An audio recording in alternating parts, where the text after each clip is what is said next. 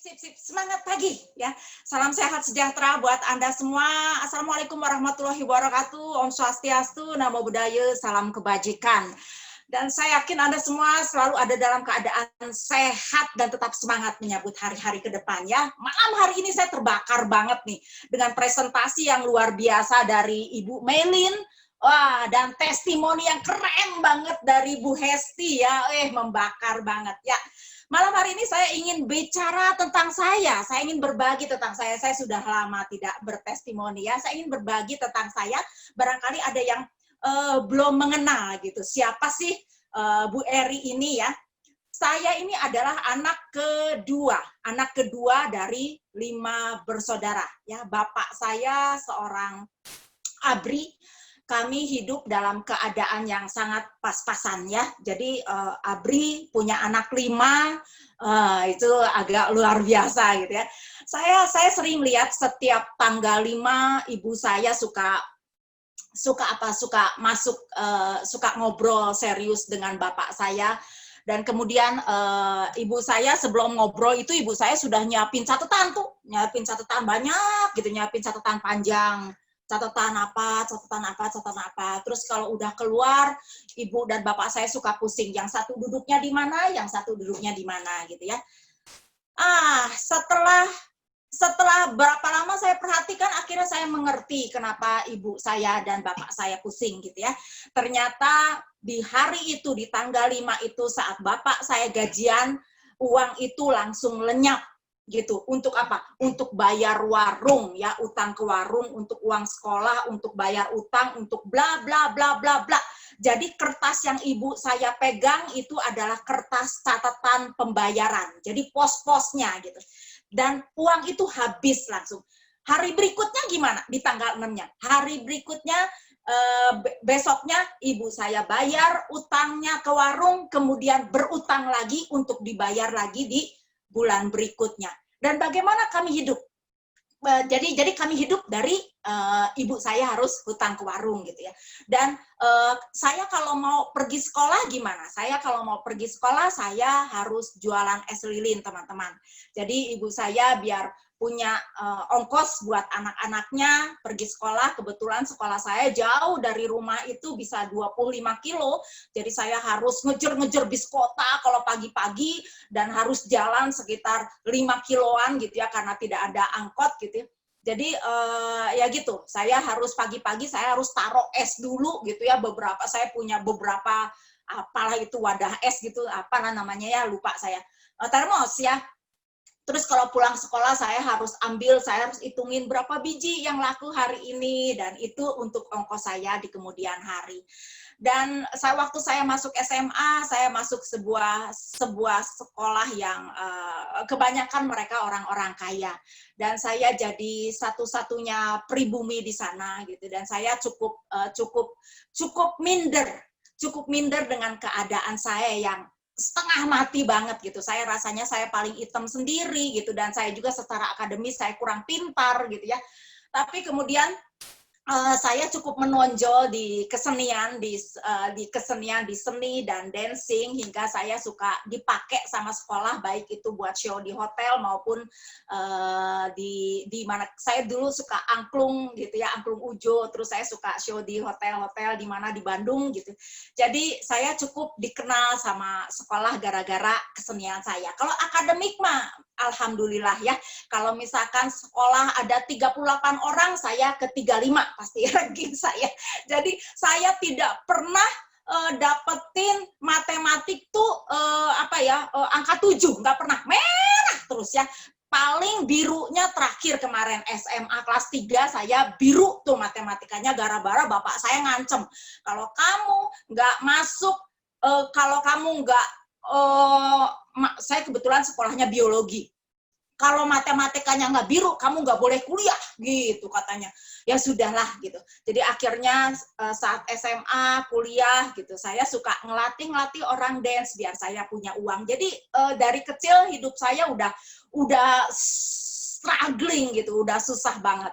Hingga saat kuliah saya ikutan jualan apa ya, kosmetik gitu, buat apa, biar punya jajan gitu ya, anak muda biar punya uang jajan gitu, biar bisa kalau pacaran agak-agak seru dikit gitu ya, bisa ke kafe-kafe gitu, meskipun kafenya kafe bandrek gitu ya. Ya lumayan lah, saya jualan kosmetik tuh dulu ya, tapi saya tidak berbisnis.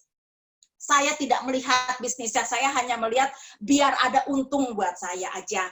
Nah, hingga suatu saat disitulah saya ketemu dengan suami saya pada akhirnya gitu ya. Suami saya kuliahnya di ITB, saya di Teknik Kimia ATB.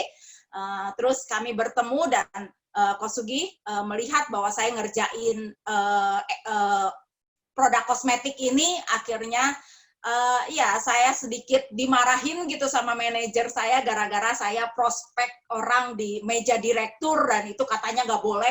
Kosugi nanya sama saya, gimana caranya Ri biar jadi direktur? Gini Kosugi, akhirnya Kosugi bantuin saya jadi director, dan di Oriflame itu sampai posisi apa gitu saya lupa lah ya.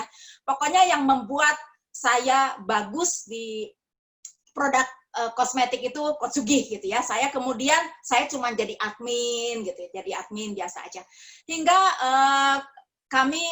saya pikir gini, kalau saya ngerjain sesuatu yang jualan barangnya di situ-situ aja, saya tidak akan punya temen yang lebih dari, yang ekonominya lebih dari itu. Misalkan nih, saya jualan talek harga 8.000. Nah, saya pasti ketemu orang yang 8.000 itu gitu, tingkat ekonominya di sana. Sementara saya pengen kaya gitu, karena saya udah capek hidup miskin, rasanya saya pengen kaya gimana gitu. Kebetulan Kosugi juga punya cita-cita yang sama, kalau ditanya pengen jadi apa, pengen jadi orang kaya gitu ya. Nah, kemudian saya pikir saya harus menjual sebuah produk kosmetik nih, tapi yang harganya mahal, dan waktu itu kalau nggak salah harganya 700.000 gitu ya. Jadi bayangkan, dari harga saya jualan lipstick harga 7.000-an, kemudian saya jualan skincare yang harganya 700.000, di mana itu umur saya 24 tahun ya, 24 tahun gitu. Bayangkan di umur 24 tahun rasanya teman-teman saya juga baru masuk kerja gitu, baru fresh graduate gitu ya. Nah, saya udah jualan kosmetik yang segitu gitu, karena saya pikir saya harus melompat. Kalau misalkan saya bosen dengan lingkungan yang ini aja, saya harus berani lompat gitu. Akhirnya saya punya sih komunitas teman-teman, komunitas ibu-ibu gitu ya. Saya masih muda banget waktu itu dan udah married sama Kosugi. Saya punya komunitas ibu-ibu yang bisa membeli kosmetik dengan harga segitu, dan akhirnya setelah saya join di bisnis itu, saya bilang lagi ke Kosugi, ya, bos, ini Kosugi kalau jalan ini bakal keren banget. Saya bilang, saya edifikasi Kosugi ke bos perusahaan itu, biar apa? Biar bos perusahaan itu yang jelasin ke Kosugi, karena kalau saya sih kagak ngerti gitu. Kalau saya sih ya gitu-gitu aja deh gitu. Saya sih penggembira. Nah, saya tuh tim hore ya lebih tepatnya. Jadi secara skill nggak ada, secara kemampuan juga nggak ada, cuman saya seru-seruan aja gitu ya. Dan kemudian Kosugi gabung di bisnis itu namanya Prime Enforce Indonesia, dan di umur 25 tahun saya sudah 95 ya, di tahun 95, betul bagus Kosugi, thank you.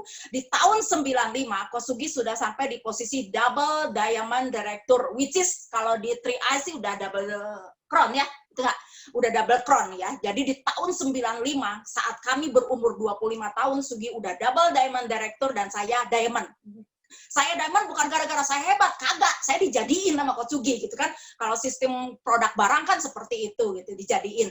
Jadi di tahun itu kami sudah punya bonus antara 60 sampai 80 juta per bulan. Bayangkan umur 25 tahun kami sudah punya bonus sebesar itu gitu. Dan itu berlanjut sampai 2002 dan di perusahaan itulah saya bisa keliling dunia ya, saya bisa ke Amerika, saya bisa ke Australia, saya bisa ke Eropa, sekian kali saya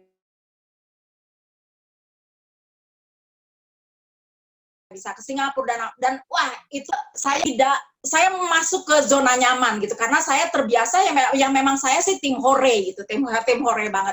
Hingga suatu saat Kosugi berpikir untuk membuat perusahaan dan kemudian membuat perusahaan terus bangkrut. Terus akhirnya kita bisa bangkit lagi, kemudian bangkrut lagi. Jadi saya mau bilang di sini bahwa kita bisa kaya dari bisnis jaringan. Di mana saat itu bisnis jaringan kan orang memandangnya apa sih bisnis jaringan. Bahkan orang tua kita pun ngomongnya, lu sekolah tinggi-tinggi. Bayangin Kosugi kuliahnya di Unpar dan ITB, saya di Teknik Kimia Tekstil. Kuliahnya aja udah jelimet gitu. Malah ngerjain yang 3I, malah ngerjain yang MLM. Banyak teman-teman kita ngelecehin gitu.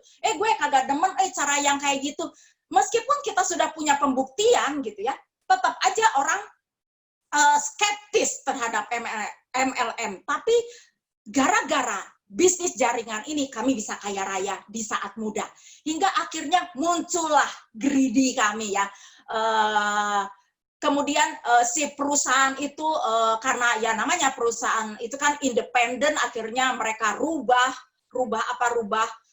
marketing plan, mereka rubah harga segala rupa yang tadinya posisi tinggi jadi dikasih batasan-batasan tertentu. Nah, seperti itu kalau MLM produk ya.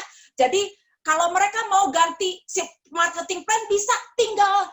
Kalau mereka mau ganti harga produk bisa ditinggal gitu loh. Karena apa? Karena memang tidak ada yang ngawasinya gitu. Hingga akhirnya ya berpikir untuk bikin sendiri gitu lah, berpikir untuk bikin sendiri dengan pengalaman yang seadanya. Nah, ini yang saya mau cerita. Di kebangkrutan kedua di tahun 2004 ya, Kosugi ya, itu kebangkrutan 2006. Ya, 2005 itu udah mulai no. Kebangkrutan yang sangat hebat, kebangkrutan yang sangat hebat. Jadi saya mengalami hal-hal yang udah sangat nyaman, dan saya tidak pernah berpikir. Itulah kenapa saya bilang saya perempuan tanpa keputusan, karena nggak penting juga keputusan saya. Bener, nggak penting banget keputusan saya. Karena apa? Ada seseorang, ada suami saya yang udah hebat segala-galanya. Jadi saya ya udah, gue cuma jadi seseorang yang cuma minta uang dari suami dan segala-galanya dicukupi gitu. Kami punya rumah besar di klaster termewah di Kota Baru Parahyangan. Kita ambil rumah terbesar dan saat itu umur kami bayangkan masih 33 gitu ya. Jadi ya luar biasa, sangat luar biasa. Hingga yang namanya pengusaha kan tidak ada jaringnya kalau sudah bangkrut. Saya pindah ke sebuah rumah yang saya sebut dengan rumah burung. Wah, itu rumah itu ya, di atasnya kuburan, di belakang kuburan, di atas tempat sampah. Nggak ada yang mau tinggal di situ. Saya bangkrut habis. Saya jual rumah saya jual 3 mobil saya masih punya utang 800 juta. Itu nggak gila aja udah bagus. Itu masa terpuruk yang hebat. Saya menangis saat saya pindah ke rumah. Bayangkan, dulu saya punya rumah besar tapi udah nggak ada barang karena barang-barang udah pada diambilin orang yang nagih utang ya, apalah semua pada diambilin ya. Saat saya pindah ke rumah ini saya pikir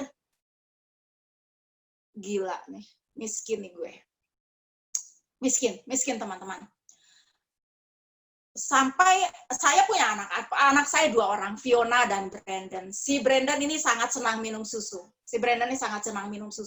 Ada hari di mana saya bisa beliin dia susu. Itu udah setengah mati banget teman-teman. Udah sudah setengah mati. Saya masuk ke rumah itu tuh nggak pegang duit, nggak tahu makan buat besok tuh apa gitu loh. Saya pikir dengan jual rumah tuh ada lebihnya kayak 40 juta buat Brandon sekolah atau buat kelangsungan kita hidup. Ternyata nggak ada gitu. Jadi saya masuk ke rumah dalam keadaan nggak punya duit.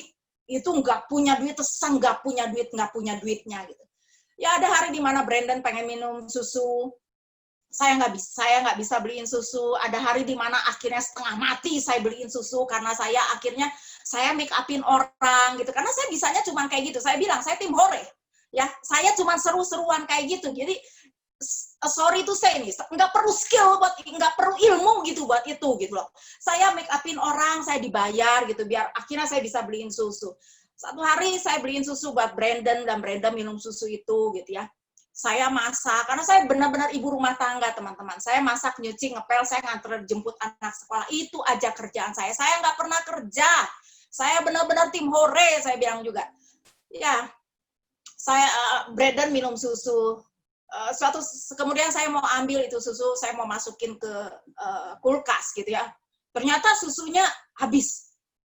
Saya teriak, Brandon, kenapa susunya dihabisin? Brandon tahu nggak kalau mama tuh susah beli susu? Brandon tuh nggak ngerti ya kalau kita tuh lagi susah. Tahu nggak sih Brandon? Lihat rumah kita seperti apa. Saya marahin Brandon, itu kagak ada titik komanya. Benar, saya marah. Sebenarnya saya marah bukan gara-gara susu sih. Saya marah gara-gara stres. Saya marah gara-gara stres, hidup saya tidak selesai. Hidup saya bertahun-tahun ada kemiskinan yang dalam. Listrik di rumah saya setahun sampai 5 kali mati. Padahal bayar listrik cuma 82.000 sebulan. Saya nggak bisa. Saya stres luar biasa gitu. Kok Sugi udah kerja kerja ya, sampai jualan pulsa ya, dari mukanya putih balik sampai merah kayak kepiting gitu ya, saking udah setengah mati banget hidup kami. Setengah mati gitu loh. Dulu barang-barang saya dari luar negeri semua kagak ada yang bisa dipakai. Jadi setengah mati, anak sakit nih. Saya punya anak yang pertama sakit, si Fiona. Anak saya sakit, saya sampai nggak bisa bawa dia ke dokter. Ada hari di mana dia muntah begitu rupa, dia buang air terus berulang kali. Panas badannya, saya tahu nih anak nih kalau nggak DB nih tipes, gue bilang. Cuman saya nggak bisa apa-apa. Kenapa? Nggak punya duit. Akhirnya saya cuma ke warung beli paracetamol biar panasnya turun, sambil saya ngumpulin duit biar bisa cek lab. Terus itu pun saya nggak ke dokter. Saya WA teman saya yang dokter. Tolong cek kalau kayak gini-gini gimana, kalau kayak gini-gini gimana. Akhirnya ya udahlah, setelah 4 hari si Fiona akhirnya kita bisa bawa ke lab, dan betul dia memang tipes. Dan saat kritis itu Fiona bilang, Papa, kenapa Fiona nggak dibawa ke dokter? Papanya bilang, orang miskin tuh nggak boleh sakit, Pin. Makanya Papa bilang, Pipin tuh harusnya jaga kesehatan. Ya, kalau kayak gini, Papa tuh nggak bisa apa-apa. Kalaupun Pipin nggak ada, paling Papa cuma bisa ngubur. Papa aja pusing, Pin, nguburnya gimana. Kata-kata itu loh yang terucap. Oh, saya nggak kuat, gila. Saya di situ sadar bahwa saya miskin. Saya sadar, gila nih, gue miskin nih, gue bilang. Wah, itu banyak hari di mana saya pengen mati, teman-teman. Dan ini serius gitu. Saya ceritanya ini enak aja, asik aja. Ngalaminya, saya berharap bisa mati gitu loh. Benar-benar ngalaminya tuh dahsyat banget gitu lah. Hingga singkat kata saya ditawarin bisnis ini. Gue bilang, gila banget bisnis. Gue bayar utang gak bisa, utang banyak makan gak bisa, tawarin bisnis nabung. Tapi ya udahlah, gue kerjain lah gitu. Nggak apa-apa lah. Si Fiona, anak saya yang pertama, sampai berhenti kuliah gara-gara saya nggak punya duit buat nerusin buat ongkosnya sehari-hari. Setiap kali dia minta ongkos, setiap kali juga itu saya marahin. Gara-gara apa? Nggak punya duit memang. Jadi anak mau sekolah harus dimarahin dulu gitu loh. Bagaimana dia bisa belajar dengan benar? Akhirnya saya tahu bahwa saya mengubur impian anak saya. Dan alasan saya, kenapa saya ikut join bisnis ini, saya tidak mau mengubur impian anak saya yang kedua. Jangan sampai saya jadi orang tua yang PHP, ngomong, nak, belajar yang baik, ntar kalau gede, nanti pokoknya biar jadi orang sukses, tapi saya tidak menyediakannya gitu loh.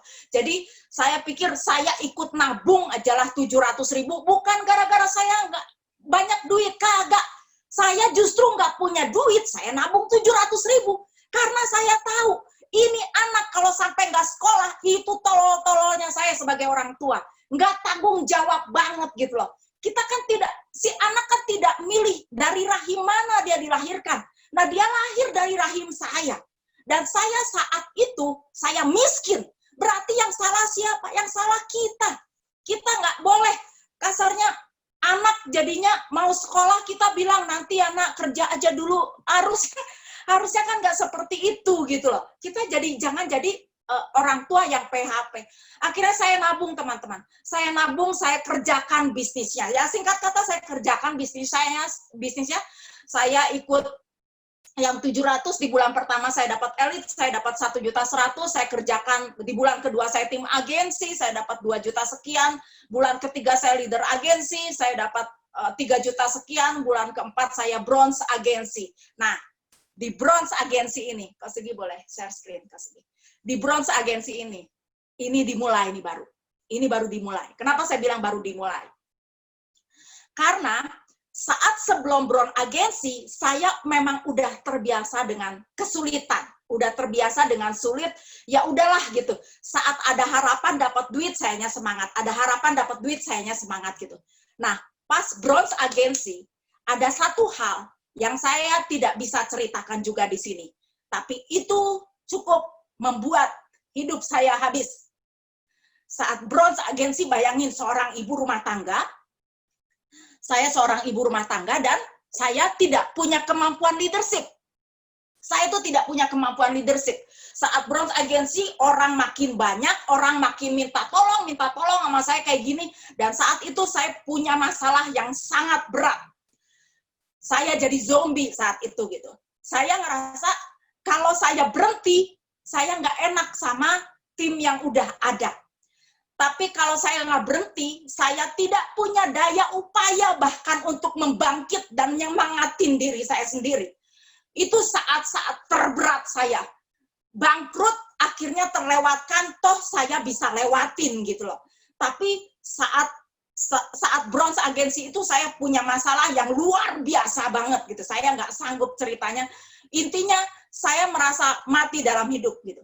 Dan saya tetap harus ngerjain bisnis ini. Ada hari di mana setelah masalah itu saya tetap harus ke Jakarta, saya tetap harus training gitu. Saya tetap harus ngisi training padahal hati kacau balau gitu. Saya SMS Kosugi, saya bisa lewatin ini nggak? Kosugi bilang, bisa, kamu pasti bisa. Tapi saat itu saya habis, teman-teman. Saya habis. Saya mengerjakan 3I. Terus terang sebetulnya saya mengalihkan pikiran saya dari masalah saya. Saya cuma pikir gini aja. Saya harus sukses. Saya harus bisa. Saya harus punya bonus besar. Saya harus berhasil. Itu aja yang ada di kepala saya. Dan saya udah no logic lagi gitu. Saya prospek siapapun, saya presentasi sampai 17 kali, sampai 20 kali. Saya gila-gilaan gitu. Dan di malam hari saya nangis di kamar mandi gitu. Karena ini berat Tuhan gitu. Ini berat gitu. Cuman kalau saya berhenti, ya tidak akan berubah apapun. Karena utang suami saya masih cukup banyak, 800 juta. Dengan posisi bronze agensi, tidak mungkin itu bisa membayar hutang-hutang itu. Sementara keadaan udah makin hebat gitu. Jadi saya tidak punya pilihan, teman-teman. Kecuali maju apapun yang terjadi. Urusan hati, taruh aja dulu bagian belakang. Pokoknya gue harus sukses. Itu teman-teman yang bisa membuat saya platinum agensi dalam waktu 14 bulan. Karena saya nekat dan ngotot, teman-teman ya. Akhirnya saya, ya ini bisa, oke. Akhirnya saya sampai di posisi platinum agensi dengan setengah mati. Dengan setengah mati gitu ya. Jadi tidak ada perjuangan yang, kalau Anda berpikir bahwa kalau Anda mengerjakan biasa-biasa aja dan Anda tahu-tahu akan indah pada waktunya, itu bullshit banget. Enggak ada. Kalau Anda mau dapat hasil yang berbeda, kalau Anda mau dapat hasil yang luar biasa, tindakan action Anda pun harus luar biasa. Anda kesampingkan dulu semua masalah pribadi. Anda tidak boleh angkat itu ke tim Anda gitu. Tim saya tidak pernah ada yang tahu masalah saya gitu. Sampai sekarang pun tidak pernah ada yang tahu gitu. Lihat, saya posisi di platinum agensi, saya nabung hanya 1.050.000, saya gabung di Maret 2014, ini bukan bonus platinum agensi saya yang pertama. Seorang ibu rumah tangga tanpa kemampuan, tanpa skill, tanpa pengalaman di 3i Network, hanya dengan gas dan ngotot. saya bisa dapat angka sekian. Dan saya platinum agensi ini kurang lebih udah 4 tahun lebih. Udah 4 tahun lebih dan saya bisa bayar utang-utang saya yang 800 juta itu baru beres di tahun kemarin ya Coach ya. Baru beres di tahun kemarin. Saya adalah first platinum lady, platinum wanita pertama di Indonesia. Puji Tuhan, bukan gara-gara kuat hebat saya, tapi yang pertama adalah Tuhan yang maha baik, Tuhan yang begitu sayang sama saya. Dan kedua, saya ada di kendaraan yang hebat, saya ada di kendaraan yang cepat, yang memungkinkan siapapun asal mau ngegas dengan hebat, dia bisa sampai pada impiannya ya. Saya beli mobil pertama saya, waktu saya pakai mobil pertama ini ya, anak saya Fiona bilang gini, finally ya Mam, wah saya ngedengar itu ya, saya sampai berkaca-kaca. Karena apa? Karena berarti kesuksesan kita ditunggu oleh anak-anak kita. Ya, itu kadang kita tidak sadari. Kita kadang sibuk prospek, sibuk ngerjain, mungkin sibuk mengeluh, mungkin sibuk apa. Kita maksudnya boleh sibuk, tapi harus tetap ada hasil gitu ya. Jangan sibuk-sibuk terus gitu ya. Ya, saya bisa beli HRV dan tanah 3.000 meter dan saya beli ini semua dengan cash teman-teman. Jadi yang saya bisa rangkum dari apa yang saya bilang adalah tadi yang pertama mulai dari nol teman-teman. Anda harus mulai dari nol. Artinya apa? Anda harus mulai dengan mengosongkan diri Anda. Anda harus mulai dengan mengosongkan gelas Anda. Mulai untuk sesuatu yang baru. Mau belajar dari siapapun. Itu yang saya lakukan.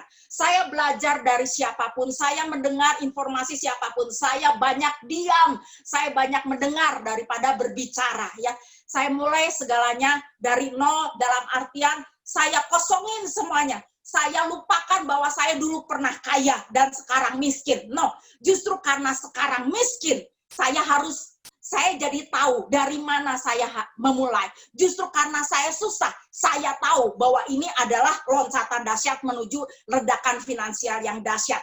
Kalau saya sibuk dengan kemiskinan saya, mungkin saya tidak akan melihat peluang ini. Kemudian simpan masalahmu. Jangan umbar masalahmu. Setiap kita punya gerbong masing-masing. Tapi saya kasih tahu Anda, saat Anda menjadi seorang leader, jangan sampai tim Anda tahu masalah Anda. Anda harus jaga postur Anda sebagai leader. Karena apa? Karena Anda adalah penjual impian. Ya, jangan berkeluh kesah sama downline. Ya, jangan juga nggak perlu juga sama upline. Simpan masalahmu untuk diri sendiri. Bila ada badai di dalam kehidupanmu, bertanggung jawab atas badai itu, hadapi. Jangan lari dari masalah, tapi hadapi. Karena badai yang besar akan mengasah imanmu, akan membentuk karaktermu, dan akan mempersiapkan Anda untuk menerima rencana dahsyat yang dari Tuhan. Percaya saja itu. Tidak ada badai yang terlalu besar. Tidak ada masalah yang terlalu besar selama ada Tuhan kita yang maha besar ya. Jadi simpan masalahmu untuk diri Anda sendiri. Percaya, badai pasti berlalu. Kemudian action yang dahsyat. Anda punya analisa hebat, Anda pintar segala, omong kosong kalau Anda tidak imbangi dengan action Anda yang dahsyat. Kemudian Anda harus berani, teman-teman. Banyak orang yang merasa sudah mengambil keputusan tepat. Yes, saya di 3I, tapi Anda tidak berani action. Anda masih jaga hati Anda. Anda sampai bilang, aduh jangan tolak gue dong. Aduh, jangan sakiti hati saya dong. Gitu. Misalkan dolen ada yang nggak ngedengerin Anda baper. Anda ditolak orang, Anda baper. Teman-teman, di bisnis ini butuh mental yang hebat, bukan psikis, bukan fisik Anda, tapi Anda butuh mental yang hebat. Anda harus mengalami sakitnya disiplin, ya. Untuk jadi sukses Anda butuh disiplin. Anda harus ngalamin sakitnya disiplin, perihnya belajar. Anda harus alamin itu hingga Anda bisa jadi orang yang memang bisa jadi mengayomi orang. Tidak enaknya penolakan, Anda harus terima. Sakitnya disiplin, perihnya belajar, tidak enaknya penolakan, hajar itu. Makan, jangan hindari masalah, hadapi. Karena setiap masalah akan membuat Anda naik level lebih tinggi. Kemudian yang terakhir adalah Anda butuh pembuktian. Ya, kalau Anda leader sehebat apapun, Anda jago motivasi, tapi tidak ada pembuktian di dalam diri Anda, bagaimana Anda bisa ngebakar tim Anda? Anda butuh pembuktian. Jangan hanya sibuk dan produktif terus, tapi tidak ada pembuktian. Sayang banget gitu. Jadi pakai strategi yang benar, biar Anda bisa punya pembuktian ya. Lakukan GSP yang Kosugi bilang gitu ya. Gerakan 1.000 prospek, 1.000.000 prospek ya. Anda harus punya bukti. Ini penting banget ya. Anda harus punya bukti. Kenapa? Karena kesuksesan Anda ditunggu oleh keluarga Anda, ditunggu oleh tim Anda. Ini hal yang setelah ini saya akan kasih lihat ke Anda.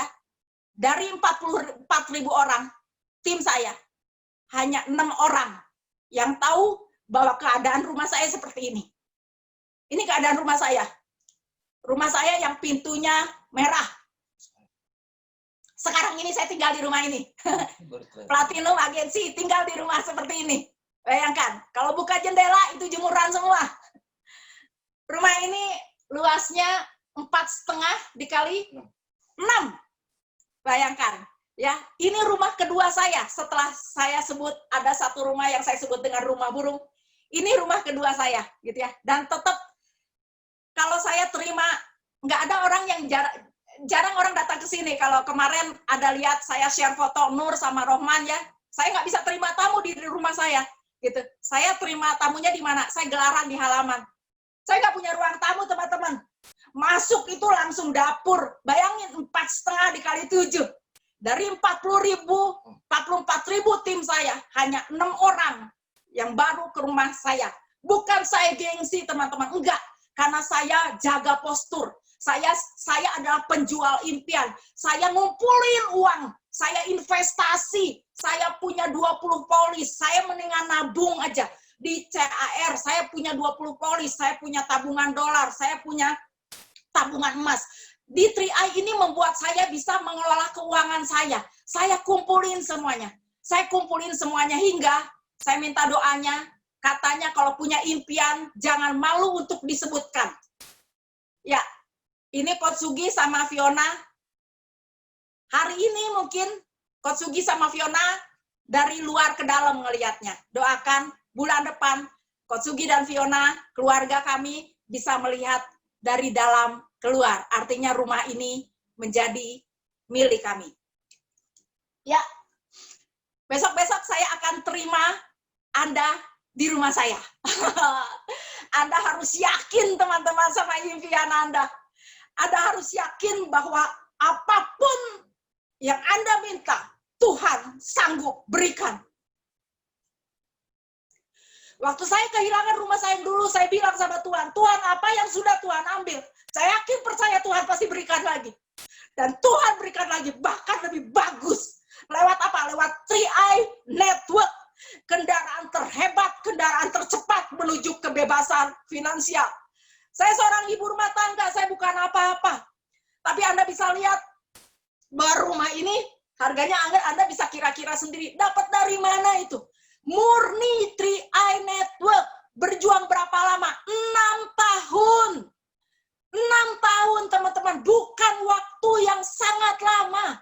6 tahun saya ngumpulin uang. Saya kemarin terus terang saya ambil beberapa polis saya ambil untuk apa? Untuk menuhin karena saya harus beli rumah ini dalam cash loh. Saya nggak KPR, saya beli rumah ini cash. Teman-teman, tidak ada yang tidak mungkin selama Anda percaya. Mungkin orang-orang saat ini mengecilkan impian Anda. Mungkin saat ini Anda terima penolakan begitu rupa.